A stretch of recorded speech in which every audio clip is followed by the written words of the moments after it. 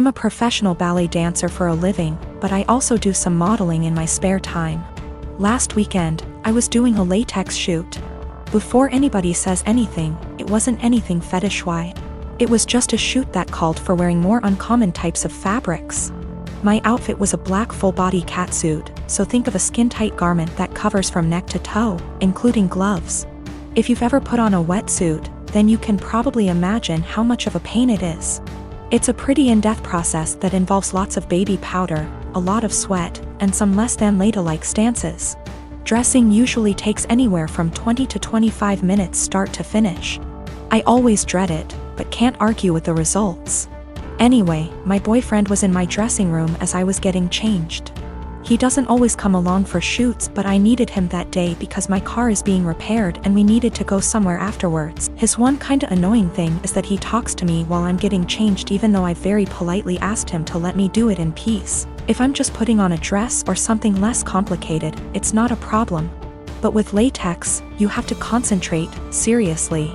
My facial expression is pretty similar to when I'm doing heavy leg presses or squats at the gym, so that the garment slips on correctly and, more importantly, you don't rip it. It's very easy to tear if you're not careful. And a full-body catsuit can cost upwards of $700 to $800 minimum. So as I'm struggling, may have been on the floor on my back with my feet up on a chair, pushing my butt up to get the garment over my hips, he won't stop talking. Come on, girl, you got this. Do you want help? I don't think you put on enough baby powder. Babe, you got this, get that big ass in there. And I politely asked him several times to just let me concentrate. He responds by saying, relax, I'm just trying to help, before patting me on the butt. I'd had enough. I demanded he stand outside because he was being super distracting and I couldn't afford to rip the garment. I didn't ask him to help because there's a technique to getting latex on and he doesn't have it. He got all pissy and was like, whatever, maybe you need a bigger size anyway, before leaving the shoot completely and taking the car. I had to get an Uber home after the shoot. On one hand, I was getting super frustrated, I was hot and sweaty, and combined with my kinda short temper, I was getting pissed off that I couldn't get the suit on. On the other hand, I asked him multiple times not to comment or distract me. And I never indicated that I was in the mood to be touched. My son is almost 17. This Christmas we bought him an expensive computer gaming chair, as he plays a lot of online multiplayer shooters. My son has some anger issues, which he's currently in therapy for, and these shooters tend to bring out his temper more than normal. However, for the past few months he's been keeping it together well, so I figured the chair might be a fair present. I was wrong, because the day after Christmas he was gaming, started to have bad luck, he was losing his patience. This culminated in him screaming insults and then picking up his chair and slamming it into the ground, breaking the back of it. After talking him down, we had a very serious conversation about him no longer being allowed to play multiplayer games while under my roof until his therapist feels comfortable with his progress, talked about coping mechanisms, etc. However, I made it very clear this was unacceptable and he would be grounded. We've had these heart-to-hearts many times, so it's not like every time he has an outburst I'm making light of it. It's a serious issue and treated like such.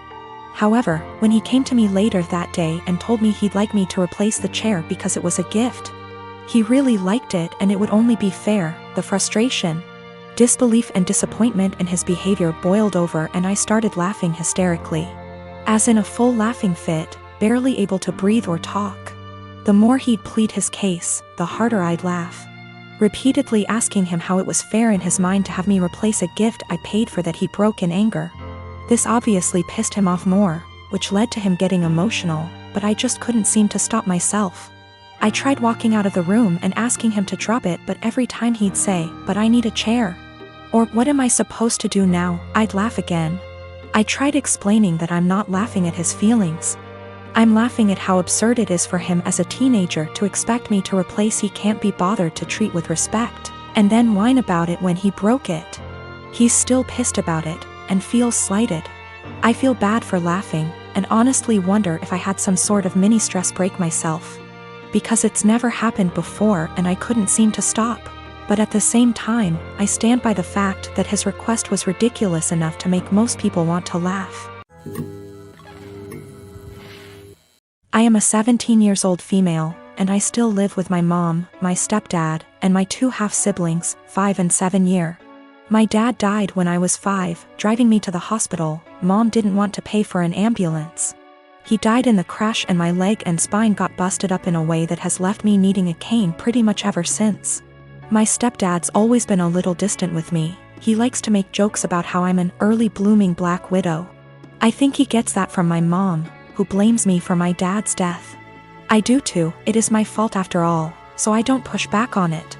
Anyway, the point is that with the current situation my parents are always looking for ways to get my half-siblings active and doing things, without leaving the house, and have recently settled on scavenger hunts. I have no problem with this honestly. I wish they'd stop hiding stuff in my underwear drawer, but it's a 5-year-old and a 7-year-old, so that's not the worst. My problem though is that they keep taking my cane when I'm not looking. I tend to get lost in my homework and my writing hobby and zone out. And having it be one of the items that my half-siblings have to find. When I complain to my stepdad, he's a SAHD, so is usually the one running these things. He scolds me for being selfish and points out that my swivel chair has wheels if I need the bathroom and that they always get it to me before I have to go downstairs for dinner. I tried my mom yesterday, and she said that I was being a brat and that if I wanted a father who cared about me I shouldn't have killed my dad. I got really upset at that point and called my grandparents, my mom's parents. Dads are dead too. They showed up at 10 p.m. yesterday, and Grandma screamed at them while Grandpa packed my stuff up and helped me out to their car. My mom's been blowing up my phone and email, calling me all sorts of names and accusing me of turning her family against her and trying to get her in legal trouble, since minors can't move out. And I can't help but think that maybe she's... I don't want to go into tons of details. You need to know that for the last 7 years I have not been at home. And during this time my 2 brothers and sisters were still living there. While I was at home, our stepfather abused us mentally and physically. We lived in crappy houses that were covered in real garbage, including animal feces, absolutely everywhere. I haven't heard from my little sister since May. I'm pretty sure she was told to cut contact with all of us. We are her older siblings. My second sister, after my younger sister, is overweight and has spinal problems and has to diet and see a specialist she is not taken to. I told the social worker that I wanted to check on them because they were in a sorry state and because I'm not sure if there is still any physical or psychological abuse going on in the house. This genuinely worries me. I told them what happened to us, hitting walls, throwing things at us, swearing, belittling our character, etc. And told them repeatedly that I really just want to know what my younger brothers and sisters are not the same living conditions as they were. My husband supported me during the call and agreed that it was the right thing to do. All my siblings discussed this beforehand, except for my older sister, who moved out before things got bad, and the 2 who live in the house. We all agreed that this would at least let them know they were being watched and we weren't just disappointed in them, and maybe my mother and SD would keep the house clean nose, etc. CPS contacted my mother very quickly. Much faster than I expected. I mean within 3 hours. After that, my older sister, who lives far away and hasn't contacted me for months, calls and she gets mad at me because she knows I called. I didn't deny anything and just said, if they have nothing to hide, then they have nothing to worry about. It will all be over pretty quickly, to which she replied, what if it doesn't? If they are taken away? I said, I hope it doesn't come to that, and if it does, it's not on me. I didn't harm them. I didn't leave animal excrement around the house. I asked, would you let your children live the way we lived? She didn't answer. I asked again and she said, no. I'd keep a decent house, but it's not your job to tell someone else how to parent. I said, okay. So, if that's all, why did you call? I think we're done. She told me that we all need to get over what happened to us and move on. She left long before the violence started and she wasn't around, regardless of my personal experience. I can't help but feel like I did something wrong. I have limited contact with my mother because of her husband, and she denies that any of us have ever been abused. My sister asked, Why don't you just come in and see the conditions? I told her, I can't be around my stepfather. I refuse to expose myself to this negativity again. Even though my husband and siblings agree that it was the right thing to do, I still can't help feeling wrong because of it. Like it wasn't my place. But if it wasn't my place, then whose was it? I really would like a third-party opinion on what I did. Am I wrong in reporting my family? Honestly, should I have just kept my mouth shut? I don't mind if I don't have any contact with my mom or older sister. They don't even know that I'm almost 4 months pregnant because we don't talk very much. So the possibility that I'll never have a real relationship doesn't bother me. What worries me is that I don't know if I was right.